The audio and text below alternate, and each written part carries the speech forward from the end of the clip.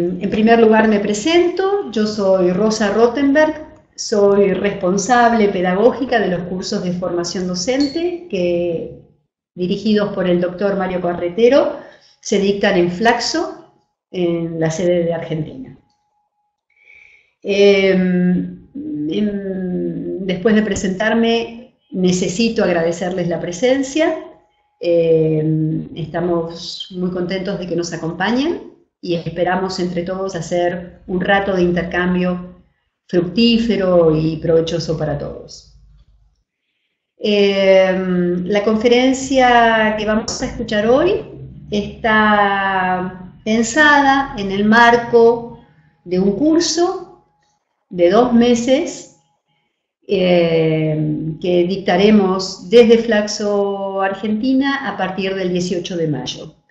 Nos pareció que esta era una modalidad, que es una modalidad interesante para contarles un poco más de qué se trata la propuesta. El curso tiene un nombre muy sugerente, que es Diálogos sobre el ser docente, una experiencia filosófica. Dirige el curso el profesor Gustavo Schuchmann, que es quien nos acompaña hoy. Gustavo es profesor y licenciado en filosofía, formador docente, se dedica a la formación docente en los ámbitos de filosofía y educación ciudadana. Es autor de numerosos artículos y de libros, tanto destinados a chicos, estudiantes de nivel primario y secundario, como materiales y libros destinados a los docentes. Gustavo eligió un título más que, yo diría, conmovedor. Pregunta: ¿para qué educamos? Gustavo, ¿qué pregunta nos hiciste? Voy a contarles una única cosa. Yo voy a estar aquí acompañándolo. En general, su presencia y sus temas me suscitan muchas preguntas. Les decía que el nombre del curso es Diálogos sobre la formación docente. Tenemos el vicio de conversar, entonces le voy a acercar alguna que otra pregunta, y por ese vicio, y gracias al chat, me voy a atrever a representarlos y a mediar entre ustedes y Gustavo, trayendo la voz de ustedes a través de las preguntas o formulando las preguntas que ustedes en el chat vayan dejando. ¿Les parece? Gustavo, hola. ¿Para qué educamos, Gustavo? Hola, muchas gracias. La verdad que muy contento de estar acá, de poder compartir con todos ustedes esta instancia para charlar, para dialogar, para pensar juntos, que es un poco la propuesta del curso. Bueno, ¿para qué educamos? Yo elegí ese título, pero podría haber sido otro. En definitiva, la pregunta que circula y que atraviesa el curso es ¿cuál es el sentido de nuestra tarea, ¿no? Y no es una pregunta menor. Tiene que ver también con preguntarnos por cuáles pueden ser las causas de nuestros malestares, de nuestros sufrimientos, a la hora de ejercer nuestro rol docente. A mí me parece que no solamente en el mundo de la docencia, sino que en muchos mundos laborales, una causa fuerte y profunda de sufrimiento es la pérdida de sentido.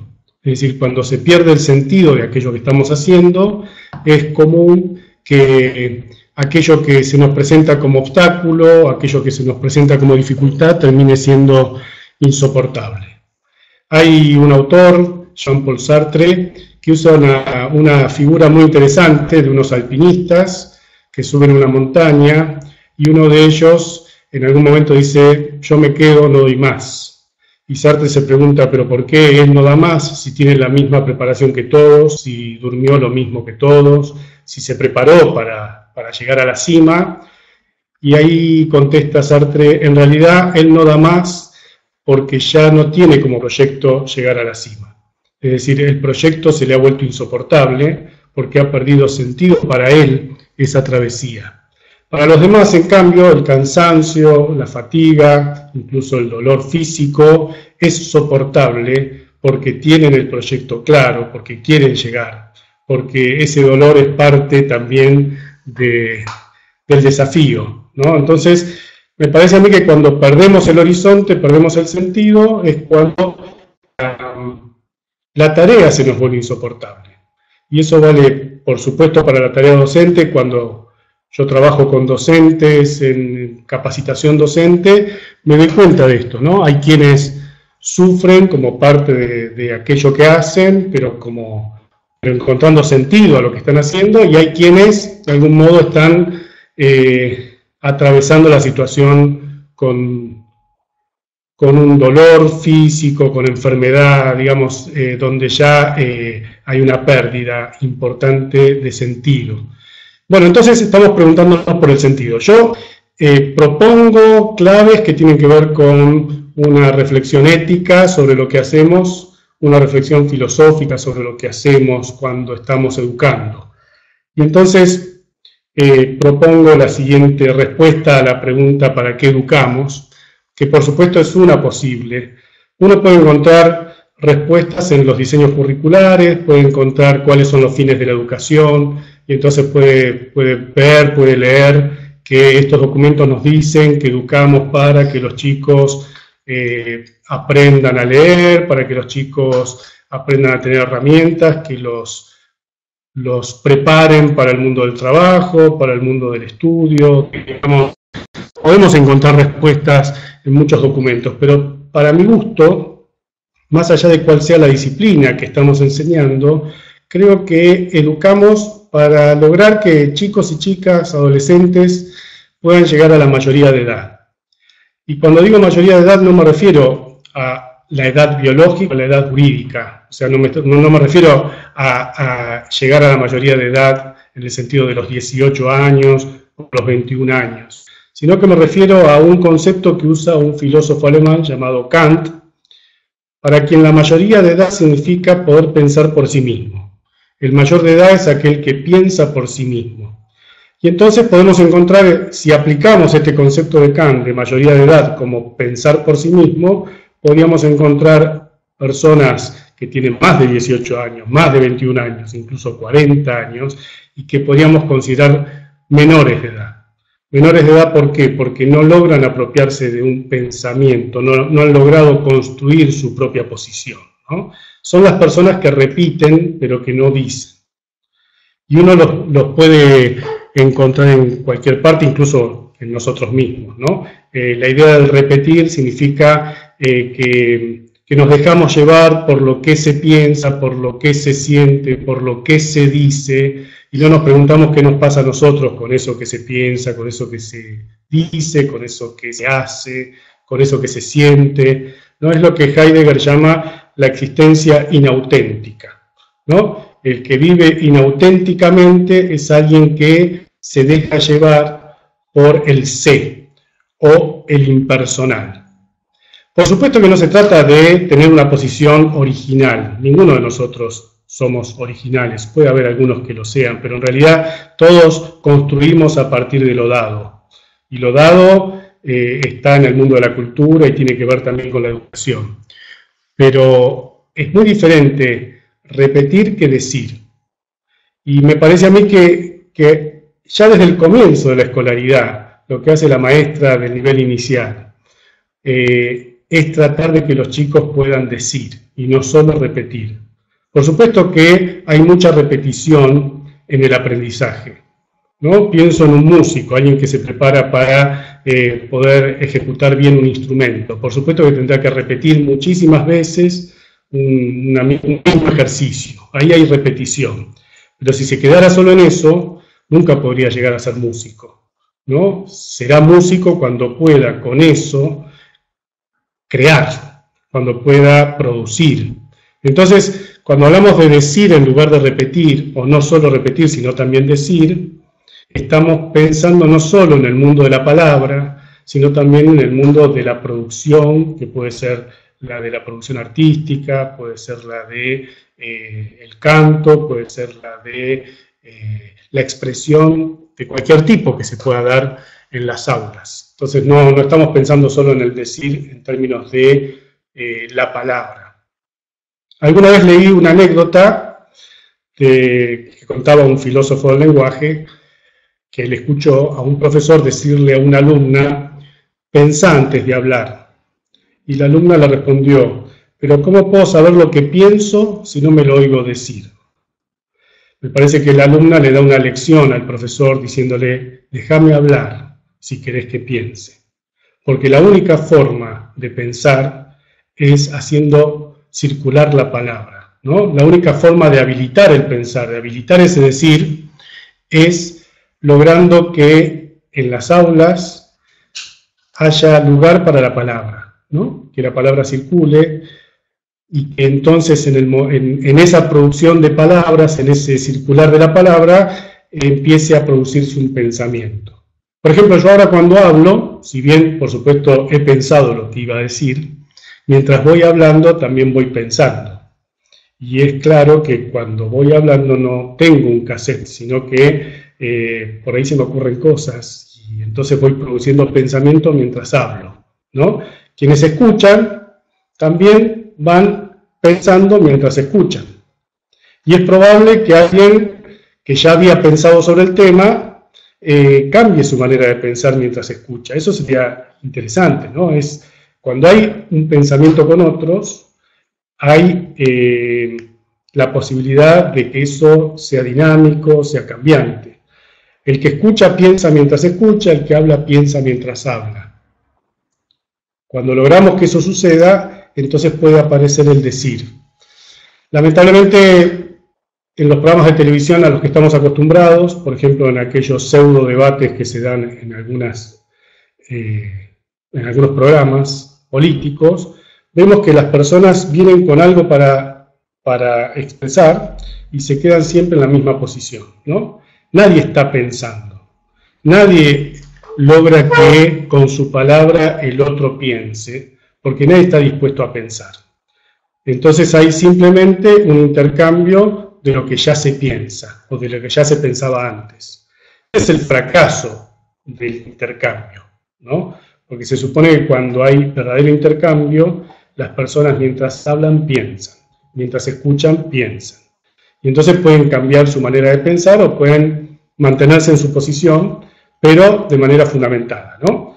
Y esto trasladado al mundo de la educación tiene que ver con las posibilidades que nosotros brindemos para que los chicos, las chicas puedan producir, puedan generar algo propio, con aquello que aprenden, ¿no? Por supuesto que los contenidos de aquello que se piensa están dados por nosotros, por quienes transmitimos eso que algunos llaman el mundo de la cultura, ¿no? Nosotros transmitimos a través de la escuela, de la educación, ciertos contenidos que son lo que algunos llaman los saberes legitimados socialmente. Hay ciertos saberes que están legitimados y que aparecen en los diseños curriculares como aquello que habría que enseñar. Bueno, nosotros estamos al servicio de eso, pero que esos contenidos, sería el ideal, digamos que esos contenidos se pongan también al servicio de lograr que las personas piensen, y no que repitan simplemente lo que ya se ha pensado.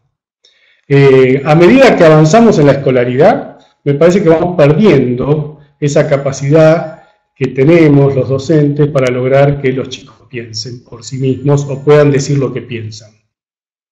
Y entonces vemos, por ejemplo, en muchas malas experiencias de la escuela secundaria, al menos hablo por mi propia biografía, que los alumnos repetíamos si no éramos capaces de repetir. Es decir, repetíamos de año si no lográbamos repetir aquello que nos exigían que repitiéramos. Entonces estábamos formateados para repetir. Ese era el objetivo, ¿no? Hoy creo que tenemos otros desafíos y que queremos que la repetición que hacemos para aprender aquello que debemos, por ejemplo, memorizar o aquellas habilidades que tenemos que lograr a través de la repetición de ciertos ejercicios, esté al servicio finalmente de una producción, esté al servicio de que los sujetos puedan construirse como subjetividades éticas. Cuando digo subjetividades éticas me refiero a subjetividades autónomas, o sea, ser capaces de decir, ser capaces de pensar, ser capaces de sentir y de hacer de manera genuina, ¿no? Pensando desde ese lugar. Entonces, esa es una propuesta, pero por supuesto para discutir. Y lo que nosotros hacemos en el curso es discutir todo esto, ¿no? No se trata de que una respuesta sea la que deba adoptarse, sino que se pone a discusión. Y creo que tratamos de lograr en los cursos también que podamos pensar juntos. O sea, no se trata de una voz que porta un saber o que porta el saber, ¿sí? Justamente, sino una voz que invita a que los otros también piensen sobre eso y construyamos algo juntos. Y pensando en eso de que no hay una sola respuesta, también quisiera traer una linda afirmación de una filósofa española, María Zambrano, que dice que no tener maestro es no tener a quién preguntar, y dice ella más hondamente todavía, no tener maestro es no tener ante quién hacerse preguntas. Y a mí me parece que la idea es muy potente, ¿no? Y que señala dos aspectos, por lo menos, del ser maestro, maestra, docente. Por un lado está el maestro que sabe, que se ha formado para transmitir un saber, que sabe, por supuesto, más que aquel que tiene que aprender, ¿no? Entonces tiene algo que decir y sabe cómo decirlo, porque eso también marca la diferencia con otros que también saben, pero que tal vez no saben enseñar. O sea, ser maestro no es solamente saber algo sobre un determinado ámbito del conocimiento, sino también saber cómo hacer para que el otro aprenda aquello que le debo transmitir. Yo recuerdo que ahora vamos a entrar seguramente en el tema del tango, pero en un audiovisual que es el Café de los Maestros, el Café de los Maestros que trata sobre figuras del tango ya muy mayores, incluso se filmó hace un tiempo y ya muchos han fallecido, que estaban en ese audiovisual. En el Café de los Maestros, Leopoldo Federico, que tal vez en ese momento en que se lo filmó era el bandoneonista más importante del momento, ¿no? Dice en una especie de entrevista que él nunca supo transmitir aquello que sabía, ¿no? O sea que Leopoldo Federico se podría decir que es un maestro por lo que sabe, por su virtuosismo, pero al mismo tiempo no es maestro porque no sabe transmitir aquello que sabe. Entonces me parece a mí que, por un lado, es maestro aquel que sabe y sabe cómo transmitir, sabe decir. Yo digo que el buen docente es el buen discente, que es una palabra que no sé si existe, pero que trato de decir que el buen docente es el que tiene algo para decir y sabe cómo decirlo. Entonces, por un lado está esa idea de Zambrano, no tener maestro es no tener a quién preguntar. El niño, la niña, el adolescente preguntan porque esperan una respuesta, quieren saber. En el mejor de los casos, primero tenemos que lograr que se suscite la pregunta, ¿no? Pero una vez que preguntan, bueno, hay algunas preguntas que tienen respuesta. No todas las preguntas son incontestables, sino que hay preguntas que tienen respuesta y que están ya respondidas, por ejemplo, por la ciencia. Si alguien pregunta por qué flotan los barcos, bueno, yo no sabría responder a eso, pero la respuesta existe. El docente puede, si sabe la respuesta, darla, o puede buscar un camino para que los chicos, las chicas, lleguen a la respuesta. Pero la respuesta está. Y el docente tiene que poder saberla, ¿no? Tiene que poder darla de algún modo, ya sea porque la dice, ya sea porque arma una estrategia para que esos chicos que han preguntado puedan resolver la pregunta. Y una vez que se resuelve, ya la pregunta deja de tener valor de pregunta, ¿no? Pero cuando Zambrano dice que no tener maestro es no tener ante quién hacerse preguntas, me parece que está hablando de otro aspecto del ser maestro. y esa que, digamos, es la posición del maestro ante preguntas que no tienen respuesta, o donde el lugar del docente se trastoca porque ya no puede responder sin saber, sino que en todo caso puede acompañar a la pregunta, puede ayudar a pensar, puede incluso, y yo creo que debe, tratar de que la pregunta se profundice, se sostenga, que no quede obturada por una respuesta pueril o por una respuesta que es una de las tantas posibles, ¿no? Creo que son las preguntas que a veces hacen niños o niñas, que son las que llamamos preguntas existenciales o preguntas filosóficas. Son ineludibles y al mismo tiempo incontestables, ¿no? No podemos dejar de hacernos esas preguntas a nosotros mismos, pero al mismo tiempo sabemos que no vamos a tener una respuesta. Por eso quien pregunta no está preguntando a otro, sino que se está preguntando ante otro, que es distinto. Y si se pregunta ante otro es porque ese otro ha logrado ser un adulto disponible para que esa pregunta se diga, para que esa pregunta se pueda expresar. Entonces ya, si un niño y una niña preguntan de ese modo, quiere decir que algo ya hemos logrado, que es tener una posición confiable para ese chico, para esa chica, ¿no? Me remito a una película, que es la película La Mariposa, una película francesa, que tiene como protagonista a Michel Serrault, es del año 2004. En esa película un señor mayor establece una relación amistosa, podríamos decir, con una niña de 8 años, ¿no? La niña se fascina por lo que le fascina a este hombre, que son las mariposas. A mí me parece ya que en esa fascinación de la niña hay una clave de lo que algunos llaman el vínculo educativo, ¿no? ¿Por qué la niña se interesa por las mariposas? Porque ve a un sujeto interesado por las mariposas. Es decir, podría haber sido otro el objeto del interés, pero lo que a la chica le atrae es la pasión que siente este hombre por un aspecto de la realidad, un fenómeno de la realidad que son las mariposas. En la película se ven las dos dimensiones de ese ser maestro que planteábamos con Zambrano, ¿no? Por un lado, la nena hace preguntas sobre la vida de las mariposas, sobre cómo se transforman de oruga en mariposa, y el maestro, que es este hombre, no porque sea maestro que haya preparadose para ser maestro, sino que sabe, él puede responder desde su saber, ¿no? Y puede dar respuesta a esas preguntas. Pero hay momentos en que la nena hace preguntas que ya no se refieren al saber biológico y que ya no pueden ser respondidas del mismo modo. Cuando la niña pregunta por qué las mariposas solo viven tan pocos días, ¿sí? No está preguntando por las cuestiones fisiológicas que llevan a la mariposa a la inevitable muerte, sino que me parece que ya está preguntando ¿por qué una vida tan corta? Y ahí el hombre responde de otra manera, no explica, sino que dice, y bueno, es una vida. Con lo cual se pone en otra posición. Ya no puede responder desde su saber no biológico, sino de sacado de la biología. Sino que responde como persona, responde desde su propia existencia, ¿no? Y cuando la nena pregunta esto, de algún modo está preguntando no por la duración de la vida de las mariposas, sino por la duración de nuestras propias vidas. Está preguntando por nuestra fragilidad, por nuestra finitud, en definitiva por el sentido. Es decir, ¿qué sentido tiene nuestra vida si vamos a morir?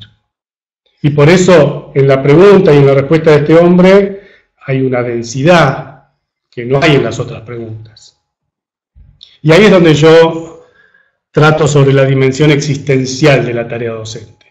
Ahí no se trata de responder, no se trata de responder en el sentido de cerrar y de hacer que el chico ya no se pregunte más sobre eso, sino que se trata de acompañar, se trata de ofrecer pistas para seguir pensando, ¿no? ¿Puedo interrumpirte, Gustavo, trayendo... primero te cuento que sí existe la palabra discente, nos dice María, en el diccionario de la Real Academia, y es sencillamente el que dice, o sea, está en línea con lo que estás diciendo. No sabía. Pero acá surge un poco a partir de un comentario de Alejandra, que dice algo así como que en realidad también tenemos que enseñar a preguntar. Sí. Y Paola que dice, bueno, pero no podemos dejarlos que no pregunten. Entonces, hasta ahora vos en tu exposición aparecía la idea de, bueno, de dar lugar a la pregunta, ¿no? Casi te diría de bancar la pregunta, de promover la pregunta, de casi, me atrevería a decir, a suspender un poco la palabra para que... La palabra del docente. La palabra del docente, a suspender un poco la palabra del docente para que el pibe pueda formular la pregunta o poner en pregunta algo de lo que... Pero, ¿podemos enseñarles a preguntar? Bueno, no tengo la respuesta. Lo que puedo decir es que si la palabra circula y si el docente muestra que puede, como dijiste vos, abstenerse en muchas circunstancias para que sean los chicos los que preguntan y que surja la curiosidad de los propios chicos, entonces me parece que se habilita la pregunta. No sé si se puede enseñar cómo se pregunta, pero sí que al menos se pueda lograr que pregunten. Por supuesto que es un tema grave para, en algunos casos, lograr el interés de los chicos, la motivación, que ellos realmente se animen a preguntar, que tengan curiosidad. Bueno, todo eso es parte de lo que hay que lograr, ¿no? Yo estoy hablando en términos ideales de cuando hemos logrado habilitar un espacio en el que los chicos finalmente hacen las preguntas. Por eso decía, si un chico hace una pregunta, ya quiere decir que hay un logro del docente, ¿no? O sea, ya el hecho de que alguien pueda expresar una pregunta, cualquiera de ellas, ¿no? Tanto las que se responden desde el saber curricular como aquellas que son existenciales, quiere decir que podemos sentirnos satisfechos, ¿no? Cuando observo clases de docentes, me refiero más que nada al nivel secundario, que es donde estoy observando ahora, a veces como los técnicos que quieren entrar a la cancha y se empiezan a poner nerviosos porque no pueden hacer nada frente a lo que está pasando en el campo de juego, bueno, me pasa algo así con las preguntas de los chicos, ¿no? A veces hay preguntas, está bien, es verdad que el clima del aula por ahí no es el ideal, que por ahí el docente no escuchó la pregunta que dijo alguien, pero también es cierto que muchas veces nos quejamos de que los chicos no preguntan, o que no están interesados, pero también se ve que hay preguntas que se dejan pasar por alto, es decir, que no se atienden, ¿sí? Tal vez porque uno a veces con el apuro de querer enseñar aquello que está prescrito, no percibe la importancia de la pregunta, ¿no? Y que por ahí esa pregunta amerita parar, frenarse, tratar de discutir sobre eso que ha surgido, o en todo caso, reconocer el valor de la pregunta y apuntarla para tratarla en otro momento, ¿no? Pero quiero decir, a veces estamos distraídos respecto de las preguntas, ¿no? O a veces hasta nos enojamos con preguntas. ¿Por qué nos enojamos? Porque tal vez la pregunta viene desde un lugar muy incorrecto, ¿no? Un chico que pregunta, y profe, ¿pero por qué no hay que discriminar? ¿No? Y por ahí lo dice con mal tono y pensando en que hay que discriminar, ¿no? Y uno reconoce el mal tono y entonces le surge el enojo frente a la pregunta incorrecta. Pero la verdad es que muchas veces las mejores preguntas surgen desde ese lugar, ¿no? Desde el lugar de la incorrección. O sea, las mejores preguntas, aquellas que efectivamente nos desafían a tratar de responder o a tratar de pensar juntos, son aquellas justamente que nos enojan. ¿Pero por qué? Porque uno esperaría entonces que todos piensen igual, ¿no? Frente a ciertos temas. Entonces digo, por un lado es todo un misterio de cómo se hace para suscitar preguntas, pero también es cierto que muchas veces o no escuchamos algunas preguntas que surgen o incluso no queremos atenderlas porque nos parecen incorrectas. Otra cosa sería la pregunta impertinente, bueno, hay muchas cosas que se podrían discutir, ¿no?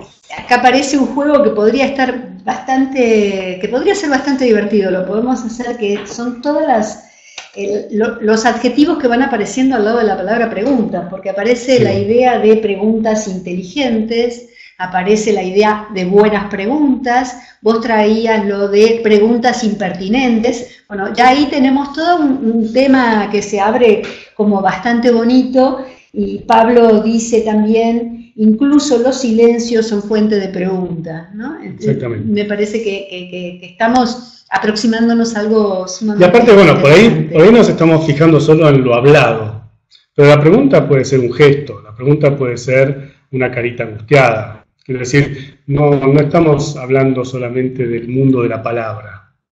Entonces, me interesa eso que se dijo del silencio. Es decir, muchas veces atender a la pregunta es quedarse en silencio, acompañar desde el silencio, por supuesto frente a una muerte. La muerte tal vez no de una persona, tal vez de una mascota, pero que genera en un chico muchísima angustia, muchísimas preguntas, ¿no? Y por ahí no se trata de darle una respuesta sobre dónde está ese ser que ya no está con nosotros, sino que se trata de poder acompañar y siempre desde el lugar del adulto. No es acompañamiento desde pares, que lo pueden hacer sus propios amigos, amigas, sino que es un acompañamiento desde el silencio, pero desde el lugar del adulto. ¿Qué quiere decir esto? Que yo acompaño sosteniendo, ¿no? Que la función adulta es la de sostener al niño, aquel recién llegado, aquel que es más niño que yo, por lo menos. Entonces, el silencio es muy interesante también como forma de responder. Una película, la película Niños del Cielo. En Niños del Cielo, un nene pierde las zapatillas de su hermanita, es una película iraní, ¿no? Y los dos hermanitos deciden no contarlo a sus padres porque son pobres, porque no los quieren molestar con este tema, y se arreglan entre ellos para usar las zapatillas del nene, que es más grande que la nena, entonces la nena le quedan muy grandes las zapatillas. Bueno, es una hermosa película. En toda la película el nene está angustiado y se ve la carita angustiada, ¿no? Sin embargo, nadie la ve. Nadie ve su carita. Con lo que quiero decir, nadie escucha. Nadie está escuchando. Y no se trata entonces de que el niño haga una pregunta o diga lo que le pasa, sino que tiene que ver con cierta captación que pasa por estar atentos a lo que un chico puede estar expresando, ¿no?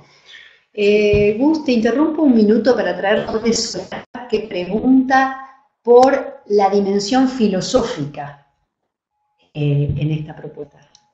Bueno, dos cosas de la dimensión filosófica. Una tiene que ver con el ejercicio del diálogo, porque el diálogo me parece a mí que es una herencia filosófica griega y que cuando pensamos el diálogo estamos pensando en esa herencia, ¿no? En tratar de sostener esa herencia.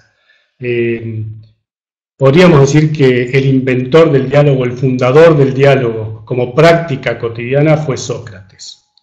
Y tiene unas características su diálogo, al menos la intención de Platón cuando escribe los diálogos socráticos, que es la siguiente: no se puede dialogar con otro en una posición de asimetría. Es decir, para que haya diálogo tiene que haber reconocimiento de cada uno de los participantes de la propia falibilidad, ¿no? De un no saber. Porque si alguien cree que sabe, entonces no puede entrar en diálogo con nadie. ¿Para qué dialogar si yo ya sé? ¿No? Para que haya posibilidad de entrar en diálogo, todos los sujetos que participan tienen que reconocer un no saber y entonces puede haber un interés por lo que el otro pueda llegar a decir. Y está la idea platónica de las chispas que se friccionan. Lo que dice Platón es que, así como cuando friccionamos las piedras, no dije las chispas que se friccionan, no, las piedras que se friccionan y surge la chispa, ¿no? Lo que dice Platón es que cuando se friccionan las piedras y surge la chispa, es claro que la chispa no está en ninguna de las dos piedras, sino que es un resultado de la fricción. Y el diálogo es eso. Digamos, lo que surja del diálogo tiene que ser resultado del diálogo, no de algo que trajo uno y se lo impuso a otro, ¿no? No hay un saber previo al diálogo, o no se sabe qué va a pasar cuando se dialoga. Hay saberes que se ponen en juego, pero cuando hay auténtico diálogo, lo que se produce es algo nuevo, estaba dado de antemano. Eso por un lado de la dimensión filosófica. Y por el otro lado, cuando yo digo que los chicos se preguntan ante el docente, y entonces ahí hay una dimensión existencial de la pregunta, entonces aparece la posición filosófica docente, que es la de poder, digamos, aceptar que no hay respuestas, ¿no? Y es muy difícil desde la docencia aceptar que no hay respuestas. Cuando yo trabajo a veces con docentes de primaria y llevo dilemas para trabajar con los chicos, los dilemas son situaciones en las que no hay una respuesta, digamos, el sujeto está ante el sujeto que está en el relato del dilema, ¿no? Está ante un conflicto de valores, o de deberes, o de intereses, y tiene que tomar una decisión. Si el dilema está bien construido, quiere decir que las decisiones que tome ese sujeto son legítimas, ¿sí? Las posibilidades que tiene son argumentablemente legítimas, o sea, yo puedo fundamentar que haga esto o que haga aquello. Y el ejercicio con los chicos es que digan qué creen que tiene que hacer el sujeto en esa situación. El sujeto puede ser un personaje de ficción, un león, digamos, sacado de un cuento, no importa. Bueno, cuesta mucho lograr que los docentes nos quedemos en el lugar de la neutralidad frente a lo que se propone como posible respuesta. Porque efectivamente es un dilema. Es un dilema para ese sujeto, por ahí no sería dilema para otro, en otro contexto o siendo otro sujeto. Entonces hay cierta tendencia a la fábula. O la fábula viene con la moraleja. Y ahí cerramos, ¿no? Se hace la fábula, se dice qué es lo que está bien, no hay que mentir, listo, se enseñó lo que hay que hacer. Lo cual digo que también tiene su importancia, ¿no? No estoy ninguneando, porque todos hacemos en el aula, todos damos alguna especie de educación moral, ¿no? Todos transmitimos una moral mientras enseñamos, y puede ser muy, muy defendible esa postura. Pero cuando hablamos de dimensión filosófica nos referimos a otra cosa, ¿no? A poder ayudar a pensar. Cuando la nena pregunta por la vida de las mariposas y por la fragilidad de las mariposas, está preguntando por algo muy sencillo, al mismo tiempo muy grave, que es el sentido de la vida, ¿no? Y entonces, desde una posición filosófica uno podría decir que lo que nos interesa a los sujetos es no tanto la muerte, sino la mortalidad. Es decir, la muerte para los seres humanos no es solamente un fin biológico, sino que es algo que está en nosotros, que signa nuestras vidas y de algún modo da sentido también a nuestros proyectos. A diferencia de lo que podríamos ver en otros seres vivos, todos los seres vivos mueren, pero solamente los seres humanos son mortales, porque son conscientes de que van a morir. Y esa conciencia va a determinar muchísimo, ¿no? Las preguntas y demás. O sea, la conciencia de que hay un límite último para todas nuestras posibilidades. Y desde un punto de vista filosófico voy hacia otra película, que es la película Coco. La película Coco nos muestra algo interesantísimo, que está en la cultura mexicana, como nos muestra la película, pero que es la diferencia y la relación entre vida y existencia. Mientras que todos los seres vivos viven y necesitan vivir y para eso satisfacer sus necesidades biológicas, solamente los seres humanos existen, no solamente viven. O sea, no solamente necesitan vivir y satisfacer sus necesidades biológicas, sino que necesitan existir. Y existir significa ser para los otros. Mi existencia depende de los otros, no de mí. Yo no me puedo dar a mí mismo la existencia. Sí puedo mantenerme vivo, tal vez, si logro alimentos, si logro armarme un lugar donde pueda guarecerme, ¿no? Pero la existencia me la dan los otros. Por eso puedo morir y sin embargo seguir existiendo, que es lo que se ve en la película. El que deja de existir es el que queda totalmente olvidado, ¿no? Pero mientras es recordado, sigue existiendo aunque ya no viva. Y a mí me parece interesante como mensaje. No digo que a los niños haya que hablarles así, pero sí tenerlo como idea. Porque cuando hablamos de la muerte tenemos que hablar de la vida. La muerte es la que hace amable la vida. Si no fuera por la muerte, no sé si sería amable la vida. Entonces queremos vivir porque sabemos que vamos a morir. Y entonces me parece a mí que un poco uno diría, bueno, esto es lo que yo le quisiera transmitir a un niño o una niña, no porque se lo vaya a decir, pero sí que esté en mí como posición para dar sentido a la vida, que es lo que todos buscamos, ¿no? ¿Vos querías decir algo? Yo quería decir algo porque cuando entraste con estos temas, creo que ya es hora de compartir con los colegas que vos tenés mucha afición, gusto y trabajo vinculado con el tango. Sí. No hemos dicho hasta ahora que sos cantante de tango. No, gracias. y Y entonces, a veces, porque por ahí van apareciendo en los comentarios la gente, la dimensión política Sí. de la tarea docente, la dimensión ética, ¿no? Todas cuestiones que, de hecho, en el curso vamos abordando, ¿no? Pero hay una dimensión tanguera. ¿Qué es esto de la dimensión tanguera? Bueno, en realidad los tangos, bueno, tienen que ver con mi elección porque es lo que a mí me conmueve, ¿no? O sea, los tangos son aquellos que a mí me animan, pero por una cuestión biográfica, ¿sí? Personal, y porque me gusta cantarlos y tratar de animarlos. Entonces, esa selección o esa elección tiene que ver con algo muy personal, pero creo que todos cuando tratamos de enseñar buscamos mediadores, ¿no? Mediadores que nos ofrece la cultura para tratar ciertos temas. A mí me interesa el tango, creo que tiene una conjunción de melodía y poesía muy extraña, extraña en el sentido muy difícil de encontrar, ¿no? No hablo de todos los tangos, sino de algunos. Y por ejemplo, el tema de la mortalidad está muy presente en muchos tangos, ¿no? En Pedacito de Cielo, por ejemplo. Los años de la infancia pasaron, la reja está dormida de tanto silencio, y en aquel pedacito de cielo. Bueno, los años han pasado terribles, malvados. Y ahí el sujeto de esa canción le dice a la mujer: recuerdo tu gesto travieso después de aquel beso robado al azar. Yo digo que lo dice una persona mayor, como diríamos hoy, un adulto mayor, ¿sí? Frente a la luz que le ofrece la mortalidad, ¿no? ¿Por qué? Porque frente a la conciencia del límite último, aprendemos a valorar lo verdaderamente valioso. No me imagino a alguien que está sintiendo la proximidad de la muerte, que se ponga a pensar por qué no habré comprado el Smart en aquel mundial donde Argentina salió segunda por culpa de Higuaín, ¿no? No creo que se le surja eso, sino que me parece que está más cerca de ese tango, ¿no? Recuerdo el gesto, recuerdo algo que tiene que ver con los afectos, o sea, empiezo a darme cuenta del valor que tiene la vida, lo valioso de la vida. Pero lo valioso de la vida surge a la luz de esa conciencia, del límite, ¿no? Si no hubiera esa conciencia, no sé si tendríamos esa capacidad de discernir. Entonces el tango para mí es un elemento fundamental, pero en mí, porque a mí me da mucho sentido.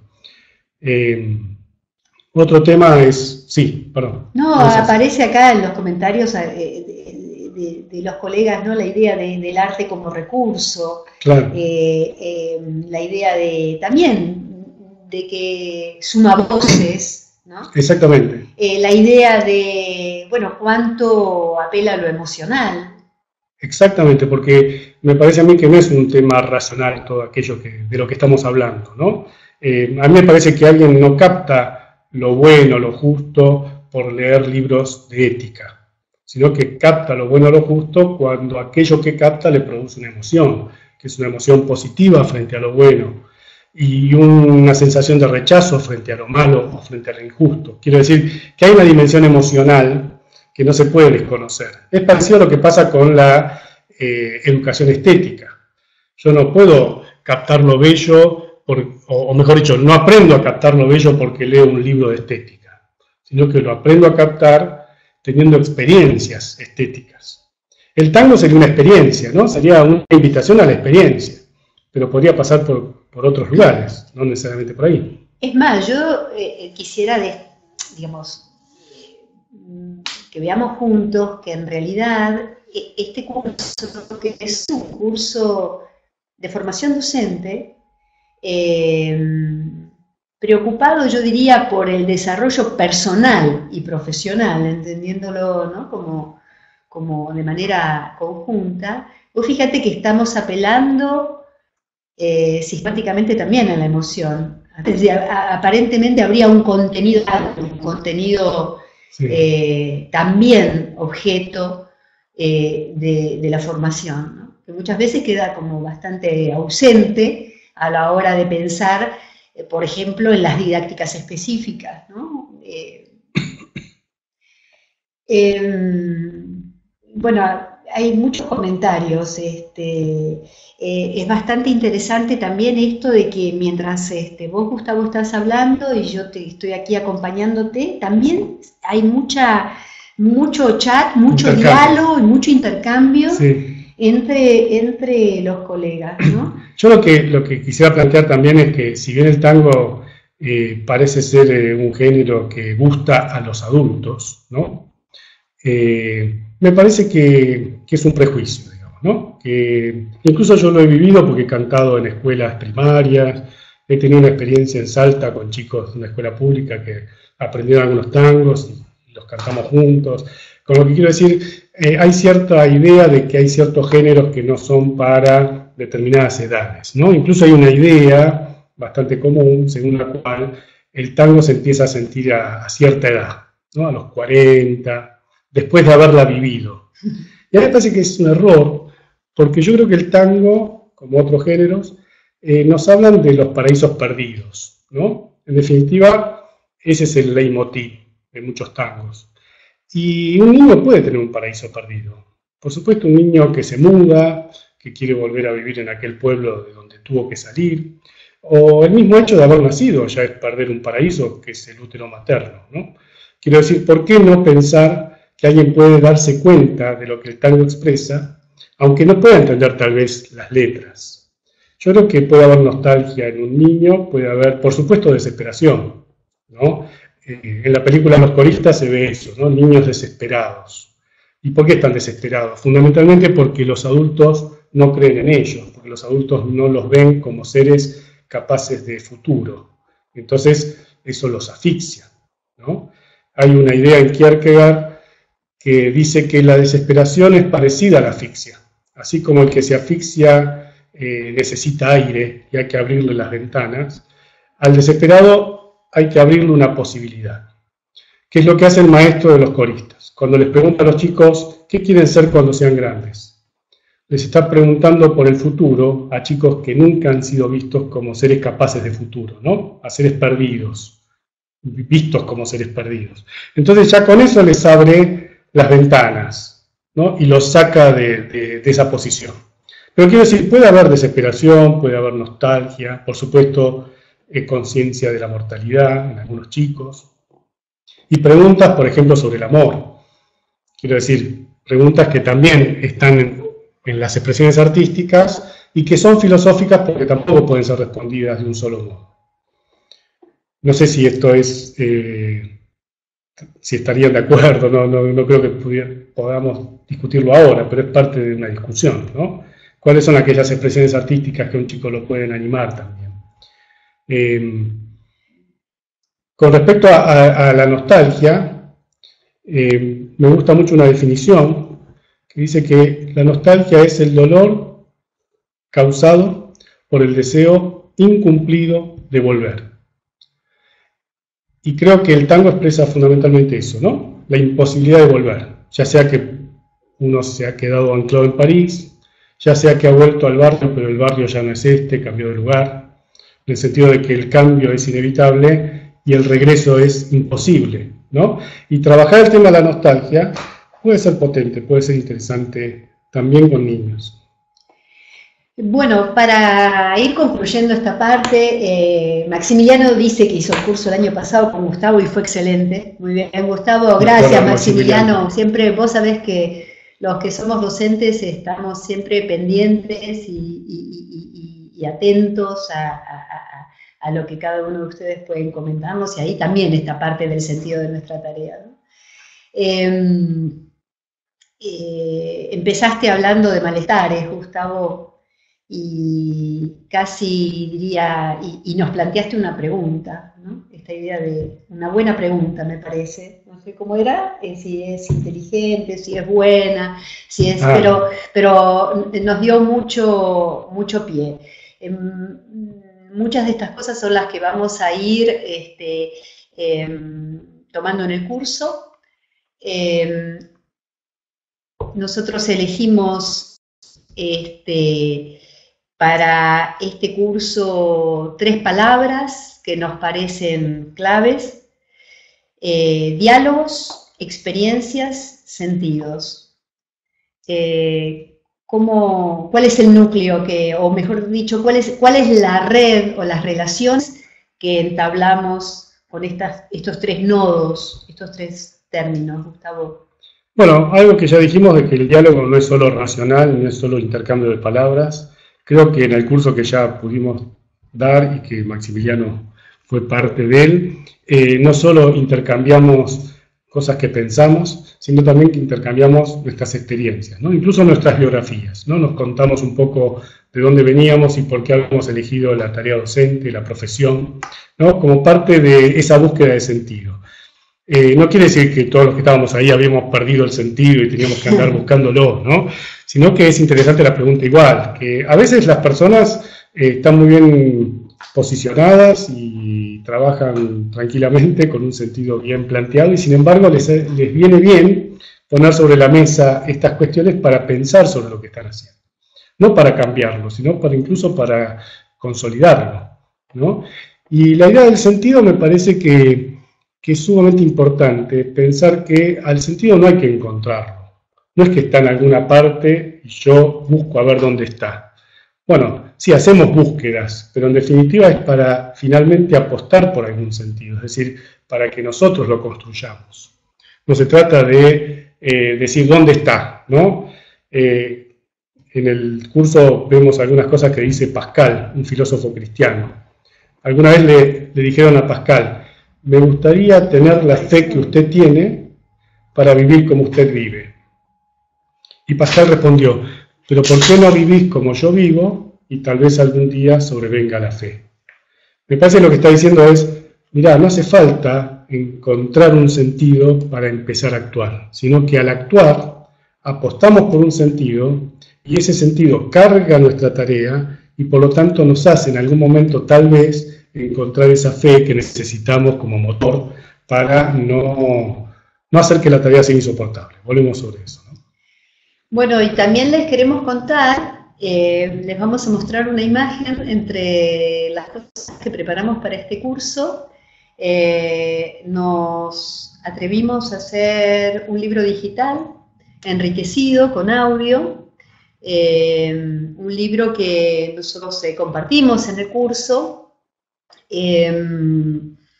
Lo hemos hecho en conjunto con el equipo del curso sobre materiales didácticos, que estamos analizando las posibilidades del libro digital en relación con el libro papel. Les adelanto la respuesta, y es que nos parece obsoleta la discusión libro papel o libro digital. Nos gustan ambos para distintas cuestiones. Así que hemos ensayado un libro enriquecido, que es un libro donde desarrollamos, donde Gustavo, es de la autoría de Gustavo, y Gustavo desarrolla los temas, muchos de los temas que presentó hoy, y pueden ver ustedes ahí en pantalla que tiene una zona, un icono, un lugar donde el simple clic permite acompañar la lectura con los tangos, con Gustavo cantando, y bueno, estamos muy orgullosos del desarrollo que compartiremos con ustedes en el curso. Concluimos con información entonces para que tengan ustedes de contacto el curso Diálogo sobre el ser docente, una experiencia filosófica que dirige Gustavo Schuchmann. Es a distancia y virtual. Esto significa que no tiene ninguna instancia presencial, que no requiere estar como ahora comunicados en línea, sino que la comunicación es asincrónica, porque sabemos que no todos, digamos, compartimos disponibilidad de agenda para encontrarnos de manera fija como lo hemos hecho hoy. Trabajamos juntos 8 semanas. Flaxo Argentina otorga un certificado de curso de posgrado. Estamos empezando el 18 de mayo. Queremos mucho que nos acompañen porque crecemos con ustedes. Bueno, porque apostamos a compartir esto que nos tiene tan enganchados y contentos y que se enriquece con este nivel de pregunta y de intercambio. Preguntas, les voy a pedir, acá empiezan a surgir una serie de preguntas de índole técnico y administrativo. El mail filo@flaxo.org.ar. Darío es nuestro asistente técnico. Todos los mails que escriban, todos tendrán su respuesta. Gracias por los comentarios elogiosos hacia las distintas propuestas. Hacemos nuestro trabajo profesional del mejor modo, que sabemos hacerlo. Muchas gracias, gracias a ustedes, muy enriquecedor. Tenemos una página que consultar, que es www.dialogosgr8.com. Acá lo tienen, donde dice más información, www.dialogos.gr8.com. Gracias a ustedes, la verdad es que interesante, yo admiro el trabajo que hace Gustavo, siempre me deja pensando, así que siempre es una alegría hacer un trabajo profesional a su lado, y también personal, ¿por qué no? Bueno, un saludo, Gustavo, recibís millones de saludos y de felicitaciones. Muchas gracias. Un abrazo a todos y los esperamos, ojalá tengan ganas de sumarse esta vez, y de lo contrario será la próxima. Chao, buenas tardes. Chao. Seguimos en contacto.